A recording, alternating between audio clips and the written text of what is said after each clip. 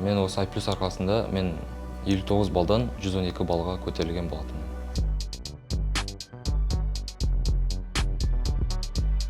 Менің ентіға деген дайындығым өте қиын болды деп айта алмаймын. Өйткені I+ орталығының мұғалімдерінің арқасында бұл арманым өте оңай орындалды деп айтсам болады. Өйткені мұғалімдері өте жақсы түсіндіретін. Мен ешқашан дедлайннан қалмағам. Мен барлық тапсырманы өз уақытында орындап жүрдім. И соның арқасында мен өте жақсы балл жинадым деген ойдамын. Маған I+-та білім беру методы ұнады. Өйткені біз айына 2 рет пробный жазатынбыз.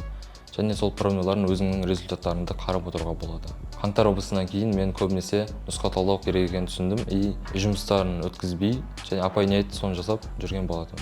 Ал соңғы ұбт-ымда мен уже дайындығым өте жақсы болды и соның арқасында мен жақсы балл алып шықтым. Мен ең бірінші келген кезде математикадан 17, ал информатикадан 16 жинаған болатым. Ал соңғы ентімнен математикадан 42, ал информатикадан 41 жинаған болатым. Және бұл результат I+ орталығының арқасында. Үй жұмыстарын жасаңдар, және де көп нұсқа талдау қараңдар. Сол көмектесетін болады. Бәріңе сәттілік, бәрің ұбт-дан 130+ алып грантқа түскендерін тілеймін.